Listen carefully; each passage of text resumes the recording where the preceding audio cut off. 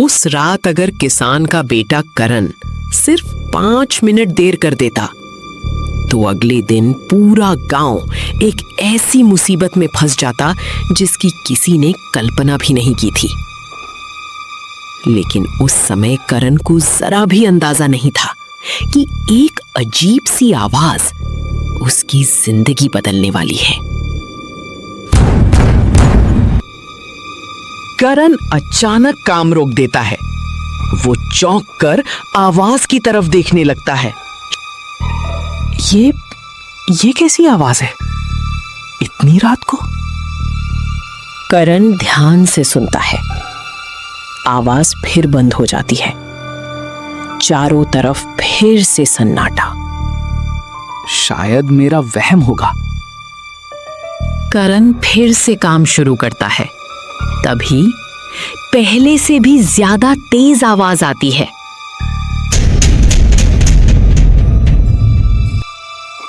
करण डर कर खड़ा हो जाता है। ये तो सरकारी पंप स्टेशन की तरफ से आ रही है, लेकिन वहां तो इस समय कोई नहीं होता। करण धीरे धीरे आवाज की दिशा में चलने लगता है। करण पहले कभी इस सरकारी पंप स्टेशन के इतने पास नहीं आया था।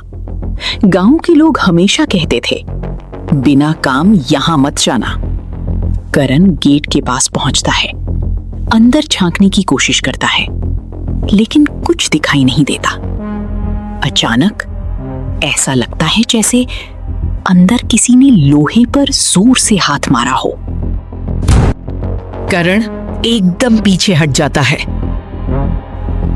कौन है अंदर? कोई जवाब नहीं, सिर्फ मशीन की आवाज। फिर पूरा सन्नाटा। करण का दिल बहुत तेज धड़क रहा था।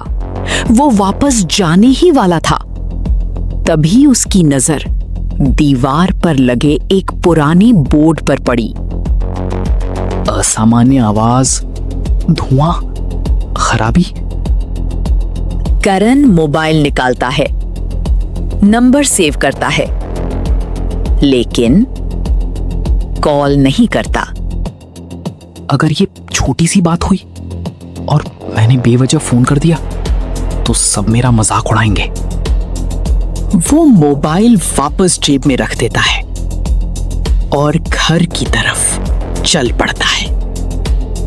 करण को लगा शायद बात यहीं खत्म हो गई, लेकिन असली मुसीबत अभी शुरू भी नहीं हुई थी।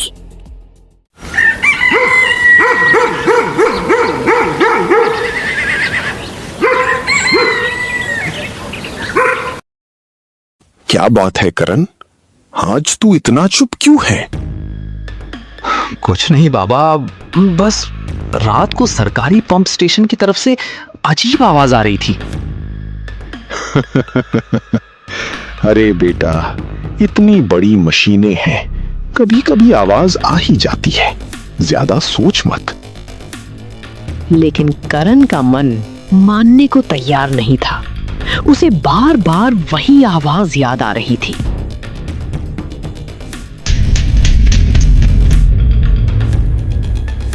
करण इस बार तुरंत आवाज की तरफ देखता है।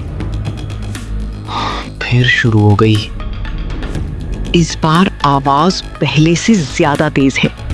करण दौड़कर पंप स्टेशन के गेट तक पहुंचता है। अंदर से मशीन की आवाज लगातार आ रही है, लेकिन आज एक नई बात होती है। गेट के नीचे से हल्का सा धुआं बाहर निकल रहा होता है। धुआं? ये तो कल नहीं था। वो गेट को धक्का देता है, लेकिन गेट बंद है। कोई है अंदर? सुनिए। कोई जवाब नहीं। अब करण को समझ आ चुका था, ये सिर्फ आवाज नहीं, कुछ बहुत बड़ा गड़बड़ है। यदि मशीन से असामान्य आवाज, धुआं या कोई खराबी दिखाई दे तो तुरंत सूचना दे। करण बिना एक पल गवाए मोबाइल निकालता है। हाथ थोड़ा कांप रहा है। वो नंबर मिलाता है।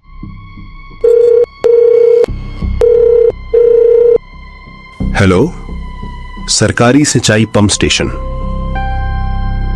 साहब, मैं करण बोल रहा हूं। हमारे गांव के पंप स्टेशन से अजीब आवाज आ रही है और गेट के नीचे से धुआं भी निकल रहा है। कुछ सेकंड तक उधर से कोई आवाज नहीं आती।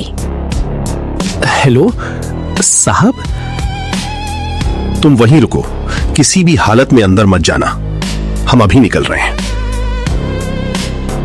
फोन कट जाता है। साहब की गंभीर आवाज सुनकर अब करण भी समझ चुका था, मामला उसकी सोच से कहीं ज्यादा गंभीर है। दूर से एक सरकारी जीप तेजी से आती दिखाई देती है। जीप गेट के सामने रुकती है। उसमें से बड़े साहब, एक मिस्त्री और गार्ड जल्दी जल्दी उतरते हैं। कॉल किसने किया था? जी मैंने। साहब एक पल के लिए करण को देखते हैं, फिर बिना समय गवाए मिस्त्री की तरफ मुड़ते हैं। जल्दी गेट खोलो।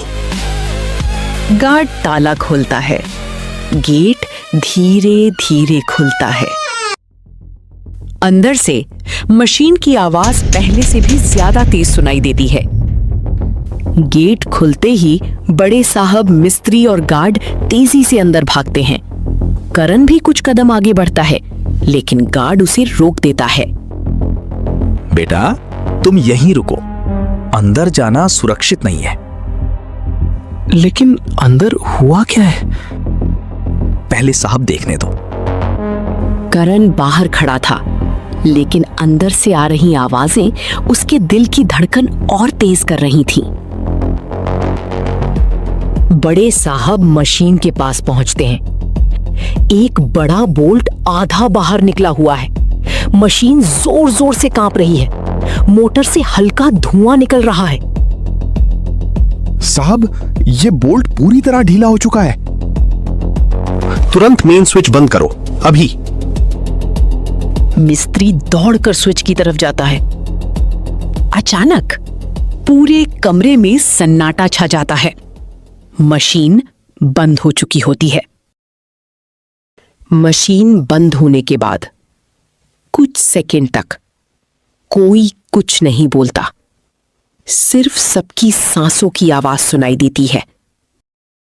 साहब, बस कुछ ही मिनट और तो मोटर पूरी तरह जल जाती। नहीं, सिर्फ मोटर नहीं, पूरा पंप सिस्टम बंद हो जाता। मिस्त्री हैरानी से उनकी ओर देखता है। फिर इस पूरे इलाके के खेतों तक कई दिनों तक पानी नहीं पहुंचता। सैकड़ों किसानों की फसल सूख सकती थी। करण बेचैनी से गेट के पास खड़ा है। बड़े साहब धीरे धीरे बाहर आते हैं। उनके चेहरे पर राहत दिखाई देती है। साहब, सब ठीक तो है? बड़े साहब कुछ पल तक करण को देखते रहते हैं, फिर हल्की मुस्कान के साथ उसके कंधे पर हाथ रखते हैं। बेटा, तुम्हें शायद अंदाजा भी नहीं है आज तुमने क्या बचा लिया। मैंने?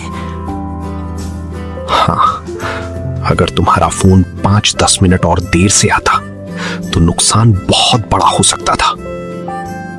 करण चुप हो जाता है। उसे पहली बार एहसास होता है कि उसने एक सही फैसला लिया, लेकिन कहानी अभी खत्म नहीं हुई थी। अगले दिन सुबह का समय है। करण आंगन में अपने बाबा के साथ खेती के औजार साफ कर रहा है। तभी एक सरकारी जीप घर के सामने आकर रुकती है। गांव के लोग हैरानी से देखने लगते हैं। अरे, सरकारी गाड़ी करण के घर क्यों आई है? कहीं करण से कोई गलती तो नहीं हो गई? सरकारी गाड़ी से बड़े साहब उतरते हैं। करण और उसके बाबा तुरंत उनके पास जाते हैं। नमस्ते साहब। नमस्ते बेटा, घबराने की जरूरत नहीं है। आज मैं तुम्हें अपने साथ सरकारी कार्यालय ले जाने आया हूं। सर, कोई बात हुई क्या? हाँ, लेकिन अच्छी बात हुई है। करण अब भी नहीं समझ पा रहा था कि आखिर उसे सरकारी दफ्तर क्यों बुलाया जा रहा है। करण अंदर आता है। सभी लोग उसकी ओर देखते हैं। साहब, मुझे यहां क्यों बुलाया गया है? आज तुम्हें एक सच्चाई बतानी है। साहब सभी कर्मचारियों की तरफ मुड़ते हैं। दोस्तों, कल रात अगर इस लड़के ने समय पर फोन नहीं किया होता तो हमारे पंप स्टेशन की मुख्य मोटर पूरी तरह खराब हो जाती। उसका असर सिर्फ मशीन पर नहीं पड़ता, बल्कि पूरे इलाके के किसानों की सिंचाई रुक जाती। पूरा हॉल तालियों से गूंज उठता है। करण हैरान होकर इधर उधर देखने लगता है। बड़े साहब एक सुंदर प्रशंसा पत्र लेकर आते हैं। करण, सरकार को ऐसे जागरूक नागरिकों पर गर्व है। तुमने ये नहीं सोचा कि ये तुम्हारा काम है या नहीं। तुमने सिर्फ सही समय पर सही काम किया। साहब करण को प्रशंसा पत्र देते हैं, फिर एक लिफाफा देते हैं। साहब, इसमें क्या है? ये तुम्हारे लिए प्रोत्साहन राशि है, 10,000 रुपए। ये तुम्हारी ईमानदारी और समझदारी का सम्मान है। करण की आंखें नम हो जाती हैं। साहब, मैंने तो सिर्फ फोन किया था। नहीं बेटा, ज्यादातर लोग सोचते हैं कोई और कर देगा, लेकिन तुमने जिम्मेदारी निभाई। उस पल करण को समझ आ गया कि छोटा सा सही फैसला भी हजारों लोगों के लिए बड़ा बन सकता है। बेटा, आज मुझे तुझ पर बहुत गर्व है। बाबा, मैंने तो बस अपना फर्ज निभाया है। अगर उस बोर्ड पर नंबर नहीं लिखा होता तो शायद मैं भी किसी को बता नहीं पाता। जिंदगी में कई बार हीरो बनने के लिए बड़ी ताकत की नहीं, सिर्फ सही समय पर सही फैसला लेने की जरूरत होती है। करण ने सिर्फ एक फोन किया था, लेकिन उस एक फोन ने सैकड़ों किसानों की मेहनत और पूरे गांव की उम्मीद बचा ली। अगर आपको करण की समझदारी और ईमानदारी पसंद आई तो वीडियो को लाइक जरूर करें और ऐसी ही दिल छू लेने वाली गांव की कहानियां देखने के लिए कार्टून कट्टा को अभी सब्सक्राइब करें। मिलते हैं अगली कहानी में।